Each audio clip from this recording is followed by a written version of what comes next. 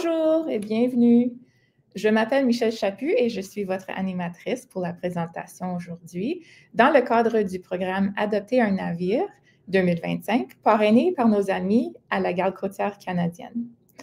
Alors, nous sommes ravis d'être de retour pour la 5e année de ce programme qui vous donne un aperçu approfondi des carrières et des possibilités d'éducation au sein de la Garde côtière canadienne et de Pêche et Océan Canada. L'objectif du programme est de mettre en évidence toutes les informations dont vous avez besoin pour envisager de rejoindre l'industrie maritime canadienne si ça vous intéresse. Alors, pour les enseignants qui nous écoutent, n'hésitez pas à laisser un message dans le chat pour nous dire d'où vous connectez aujourd'hui et ajouter vos questions à tout moment. Et pour les élèves qui regardent, assurez-vous de prendre note de vos questions. Nous allons avoir une séance de questions-réponses à la fin de la présentation. Alors, sans plus tarder, j'ai le plaisir de vous présenter notre invité spécial d'aujourd'hui, M. Pedro Nilo, de la Direction des sciences pélagiques et des écosystèmes de pêche et océan. Alors, Pedro travaille à l'Institut Maurice Lamontagne comme chercheur et il étudie principalement les changements dans les populations des poissons pour mieux comprendre la biodiversité, les écosystèmes aquatiques et les impacts du changement climatique sur les stocks de poissons. Alors, bienvenue, Pedro. Bien, merci beaucoup, Michèle, et merci aussi à tous les participants qui nous suivent en direct. Merci beaucoup d'être là dans cette journée de tempête mémorable. Oui, c'est certain. Il fait froid aujourd'hui à travers le pays. Alors, je vous parle de Rimouski et ça fait 2 jours que tout est paralysé ici, là. Oui, ici à Ottawa aussi. Alors, je crois que tout le monde a très hâte de savoir un peu plus sur vos recherches. Alors, je vais commencer par demander, est-ce que vous pouvez décrire un peu plus en détail votre rôle au sein de Pêche et Océan Canada? D'accord. Donc, mon rôle comme biologiste, c'est de mener à terme des études sur des poissons. Moi, je m'occupe du saumon de l'Atlantique et du hareng. Et il y a une foule de questions, comme ici, on voit une chirurgie sur un saumon mené à la rivière Cascapédia. Donc, dans ce cas-là, on met des émetteurs sur les poissons. Ce sont des petits appareils électroniques qui émettent un signal et on enregistre ça au cours de la migration du poisson. Donc, c'est des techniques qui nous permettent de suivre les poissons à distance par la télémétrie. Et ça permet de répondre à des questions, par exemple, sur la mortalité ou qu'est-ce qui se passe dans la mer, etc. Donc, on utilise ces données-là pour mieux comprendre les populations de poissons. Ici, on voit un filet qui était développé pour la crevette, qu'on déploie à l'aide d'un navire de la Garde côtière. Et ça, c'est des engins qu'on utilise aussi pour d'autres espèces. On l'a essayé pour le hareng, ça a plus ou moins bien fonctionné. Donc, on revient à d'autres méthodes de capture pour évaluer les populations de harengs. Ah, OK. Donc, c'est ça. Moi, je contribue à mener à bien ces études et on transmet ces recommandations aux gestionnaires après ça pour la suite, pour déterminer des quotas de pêche, les saisons, les tailles de poissons permises, etc. Toutes des questions précises là, pour gérer les pêcheries. Donc, sur cette photo, on voit l'espace qu'on appelle, nous, le laboratoire. C'est là où l'équipage scientifique peut faire les mesures, les observations. C'est l'espace mis à la disposition du personnel scientifique là, sur les bateaux de la Garde côtière et d'autres navires également. Bien, merci beaucoup. C'est un travail très intéressant, très important. Alors, moi, je suis curieuse de connaître le chemin que vous avez parcouru pour arriver à ce poste. Est-ce que vous avez toujours su que vous vouliez travailler dans le domaine des sciences marines? Oui, j'ai eu un parcours un peu, peut-être pas, ça n'a pas été en ligne droite, là. Par exemple, un voyage, une escale à Anticosti, un endroit fantastique que j'ai eu l'occasion de visiter lors d'escales de mission. Et aussi l'équipement de survie qu'on enfile régulièrement pour les pratiques à bord des navires pour être toujours prêt en cas d'alerte. Mais j'ai toujours aimé la faune, l'environnement. J'ai toujours été très curieux de tout ça. Mais j'ai vraiment développé une passion pour la pêche quand j'étais jeune. Et c'est mon père qui m'a offert une canne à pêche pour Noël. Puis je me souviens, c'était même pas encore la neige n'était pas encore fondue, puis je m'amusais à lancer ma canne à pêche par le balcon tellement j'avais hâte de l'essayer. Donc, c'est cette passion-là pour la pêche un peu qui m'a conduit à devenir biologiste et à faire des études en conséquence, là. Ah ben, de mon expérience, c'est rare que c'est une ligne droite de A à B. Oui, et j'ai commencé par m'intéresser aux espèces que j'avais près de chez moi, les espèces d'eau douce principalement. Et par la suite, j'ai développé un intérêt pour les grands migrateurs, l'anguille, le saumon, les sturgeons. Donc, des espèces qui habitent aussi en eau douce, là, et en eau Alors, salée. à quoi ressemble une journée type pour vous? Ben, c'est vrai que on se demande qu'est-ce que ça fait un biologiste. Ben, je peux lire des rapports, consulter des rapports, en produire. Comme en ce moment, on voit à l'écran, ça, c'est une mission qui couvre tout l'ouest de Terre-Neuve et une partie de la côte nord. Ben, lorsqu'on fait cette mission pour le hareng, ben, on est parti presque 3 semaines sur un navire. Il y a un changement d'équipage à mi-parcours, là. Et chaque petit trait qu'on voit là, sur la carte, là, on passe à cet endroit-là avec un navire et on enregistre les signaux que les poissons sont présents dans la zone. On enregistre les signaux qui sont générés par un échosondeur, un sonar. Et c'est avec ça qu'on peut estimer la biomasse et aussi les espèces de poissons présentes dans le golfe pour déterminer les quantités permises pour la pêche. Donc, ça, c'est l'imagerie qu'on obtient avec les sonars pour les densités de hareng qu'on voit actuellement à l'écran. Donc, oui, on part sur les navires et ça, c'est les données qu'on récolte par la capture de harengs. Ce sont des petits os que les harengs ont dans le crâne, qu'on appelle les otolithes. Et avec ces os-là, on peut déterminer l'âge et également, des fois aussi, savoir à quel moment ils sont nés, s'ils sont nés au printemps ou à Ah, l'automne ou plus tard dans l'année, là. Il y a beaucoup d'informations qu'on peut aller chercher sur ces structures ce sont des petits os, là, finalement, là. wow, c'est super Mm. intéressant. Et donc, on voit le grossissement de l'otolithe là, qu'on utilise pour la lecture de l'âge, déterminer l'âge du poisson. Et aussi, on voit des poissons bizarres qu'on a dans le golfe du Saint-Laurent. Dans ce cas-ci, c'est des poules de mer. C'est un poisson très, très prisé en Asie parce qu'il a un caviar et le mâle est tout petit par rapport à la femelle et il fait un pourcentage très petit par rapport à la femelle, là. OK. C'est un peu, je regarde la photo, c'est un peu comme les anneaux dans les arbres qu'on peut compter. C'est le même Exactement, oui, principe? c'est tout à fait ça. Et les bandes, il y a des bandes qui apparaissent foncées là, dans l'image, là, mais en fait, ce sont des bandes plus claires. Ça, c'est quand la croissance ralentit. Et normalement, c'est associé lorsque l'eau est plus froide. Donc, Ah, on associe ces bandes-là soit à l'hiver ou aux périodes où l'eau est plus froide, là.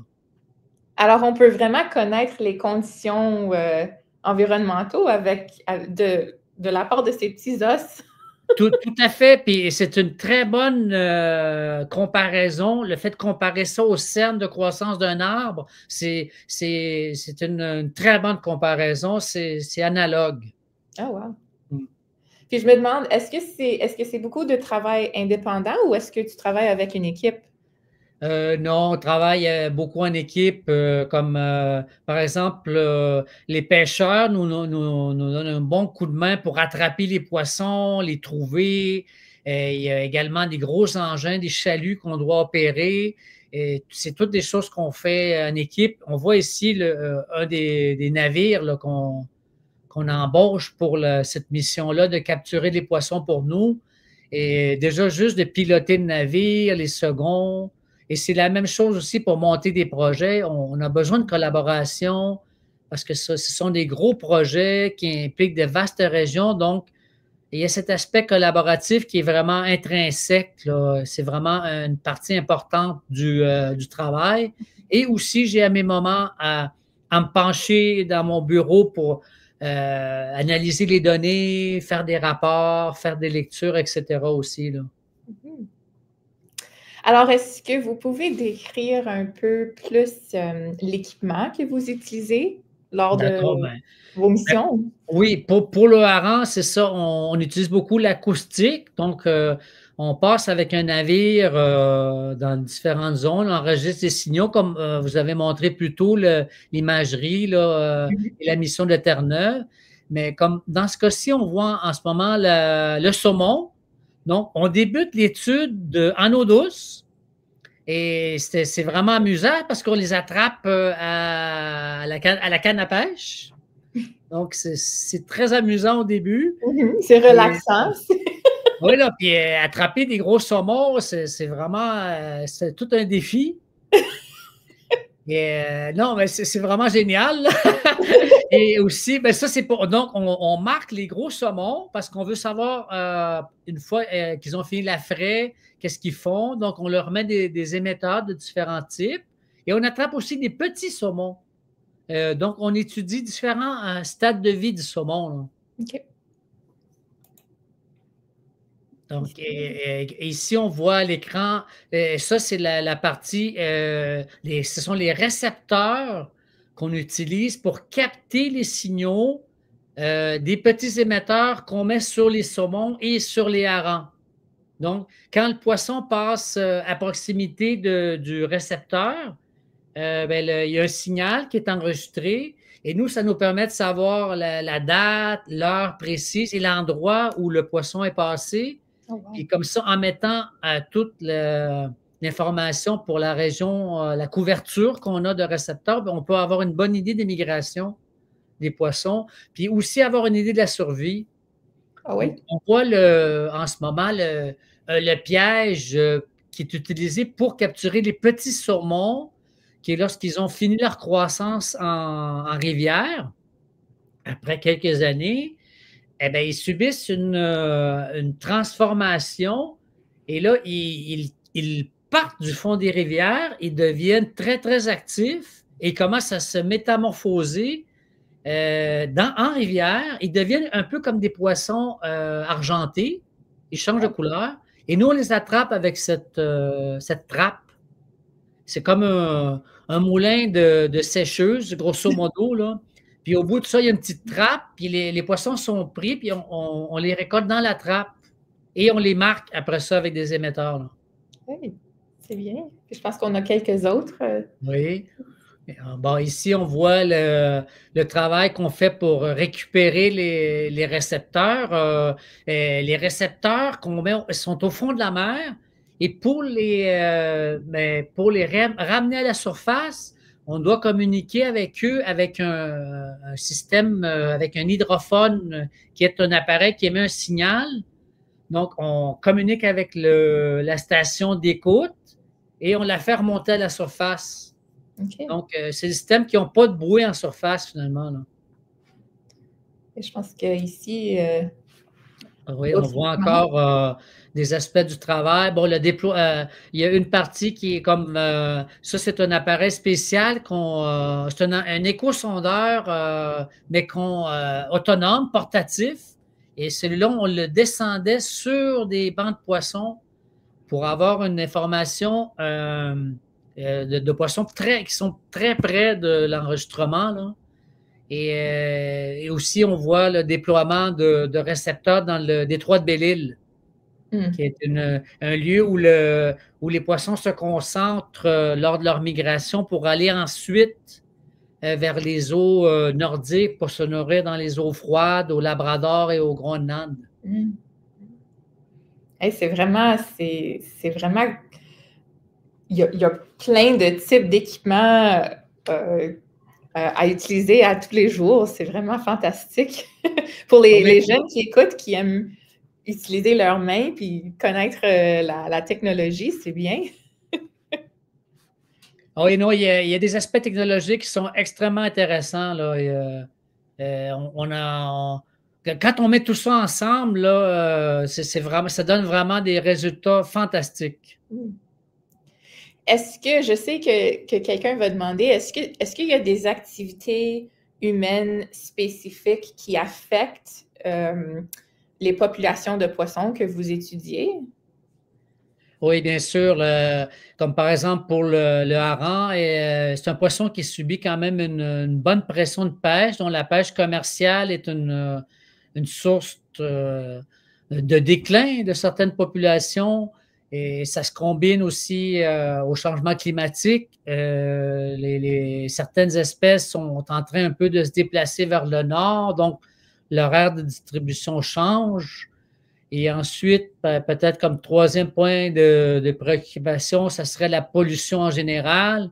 Et je pense, ou les changements climatiques, les émissions de gaz à effet de serre ont un impact sur les glaciers, l'apport d'eau douce, etc., dans les milieux arctiques. Et ça change les écosystèmes. Et nous, on voit ces changements dans le golfe du Saint-Laurent. Mais peut-être plus près de votre niveau, tout ça, et peut-être seulement penser au plastique. Comment, par exemple, beaucoup de déchets qui se retrouvent dans les rivières, comme les plastiques, se retrouvent éventuellement dans la mer. Donc, de faire ces liens-là, c'est très important aujourd'hui et tout le monde a un rôle à jouer pour limiter ou réduire au plus possible la pollution par le plastique, là. Oui, nous autres, on a pas mal de programmes ici à Éducation Kangeo qui touchent sur ces points exactement par rapport au plastique. C'est un changement facile qu'on peut faire. Les icebergs qu'on voit en ce moment, ça, c'est dans le détroit de Belle-Île qu'on voit ça, là. Alors, je regarde les glaciers ici. Quelle a été votre expérience la plus mémorable durant vos recherches? Oui, et c'est sûr que quand on fait, par exemple, une chirurgie sur un petit poisson, là, on lui met un appareil, le poisson est endormi, on l'anesthésie, et après ça, il se réanime, il repart à nager, tout ça. Et là, quand on sait qu'il a parcouru après ça, on le détecte à des milliers de kilomètres, là, je me dis, c'est vraiment, c'est ça un peu, c'est le fait qu'on réussit finalement à étudier ces organismes avec ces technologies-là, c'est vraiment fantastique. Et j'ai un collègue, là, on voyait le grand requin blanc à l'image tantôt, là. Ben, eux, ils les marquent avec ils les appâtent et les attirent tout près du bateau et ils leur implantent un émetteur. Ça, c'est un requin qui a été marqué aux îles de la Madeleine. Oh, wow. Donc, c'est le même type d'émetteur qu'on utilise pour les saumons et les harengs. Donc, ces techniques-là sont utilisées pour une foule d'espèces, là. Et ça, c'est des prédateurs qui sont présents dans le golfe une bonne partie de l'année, là. Et ils viennent surtout se nourrir de phoques, on pense pour le moment, là. Mais c'est des poissons qui vont et viennent. On en apprend beaucoup plus là, avec la méthodologie de marquage comme ça par télémétrie, là. Mais c'est parmi les plus grands prédateurs qu'on a dans les océans, là. C'est des animaux qui sont au sommet là, de la chaîne alimentaire, là. Alors, est-ce que vous avez mentionné des missions de 3 semaines, est-ce que vous passez plus de temps sur l'eau par rapport comme dans un laboratoire à terre? Eh ben, une bonne année, là, ça peut-être tourner là, peut-être une quarantaine de jours, peut-être 45 jours en mer, là, comme des missions. Ensuite, j'ai peut-être des déplacements aussi un peu plus près, là, comme en rivière, finalement, là, peut-être une semaine maximum de sortie sur le bord des rivières. OK. Et après ça, le travail au laboratoire, ça représente peut-être 2 mois de travail dans l'année. Le fait d'analyser, peser, mesurer tous les poissons, récolter les otolithes qu'on a vus, tout ça. Et le reste du temps, c'est du travail que je passe surtout à l'ordinateur et à rédiger des rapports, compiler des données, là. OK.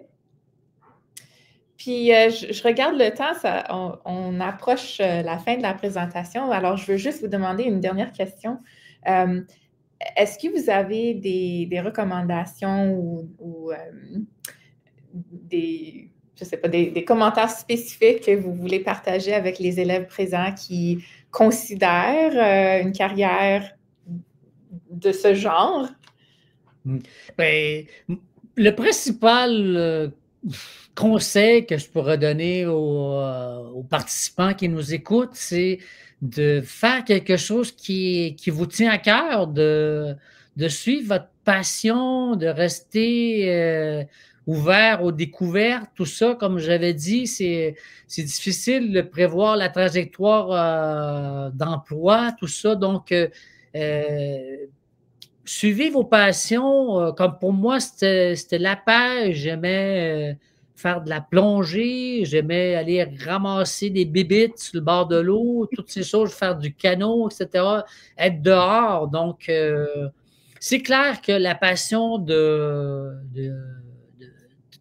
comme ça, d'être dehors, là, ça, c'est vraiment une grosse motivation là, dans ces carrières-là. Mais si vous êtes bon en mécanique, en électronique, en mathématiques, c'est des atouts aussi pour ce travail-là, les travails d'avenir finalement, là.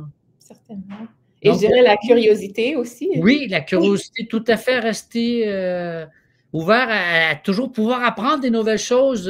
Moi-même, je dois encore faire des cours, des formations, lire beaucoup, apprendre de nouvelles choses pour me maintenir à jour là, dans l'évolution de la technologie, là. Ben, écoute, merci beaucoup, Pedro. C'est une présentation fantastique. J'ai beaucoup appris moi-même. Alors, il nous reste à peu près 4 minutes. Alors, OK. je regarde juste pour voir si on a des questions du public. Alors, la première question, c'est quoi le plus grand défi que vous et votre équipe sont confrontés lorsque vous étudiez les populations de poissons? Je vous dirais que c'est qu'on manque un peu de ressources. C'est qu'on a un certain budget et tout, mais on a des questions qui sont extrêmement complexes, comme on nous demande, par exemple, d'introduire des considérations, par exemple, de changement de l'écosystème dans ce qu'on fait, nous, pour une population ou une autre. Mais c'est pas simple parce que l'écosystème a commencé à changer de façon très importante depuis une vingtaine d'années. Et là, ça s'accélère et c'est des cycles aussi. Donc, le fait de pouvoir répondre à ces questions-là, ça demande des ressources. Donc, c'est difficile pour nous là, d'en faire plus finalement avec ce qu'on a sous la main, là. Mhm, mhm. On a quelques autres questions. La prochaine, c'est de Madame Sylvestre. La classe veut savoir quel type de poisson que vous préférez étudier. Oh, ça, c'est une bonne question. Mais j'aime bien les poissons comme le grand requin blanc, là, mais et pas parce qu'ils sont gros puis ils ont tu sais, une aura de prédateurs féroces, c'est que ce sont des grands migrateurs. Donc, on, ces poissons-là peuvent utiliser pratiquement tout l'océan Atlantique Nord, là, dans un certain Mm. sens. Euh, Et c'est ça, c'est d'étudier des phénomènes là, qui dépassent largement le cadre de la région ici, là. D'ailleurs, on est en collaboration avec les autres chercheurs qui s'intéressent à ces espèces-là, qui sont aux États-Unis ou même en Europe, là, pour échanger des données puis savoir où ces poissons-là se trouvent dans l'océan, là. C'est de constater finalement que c'est ça, ces poissons-là peuvent se promener d'un bout à l'autre là, de l'océan, là. C'est vraiment Donc ça incroyable. m'intéresse beaucoup de savoir jusqu'où ils vont aller.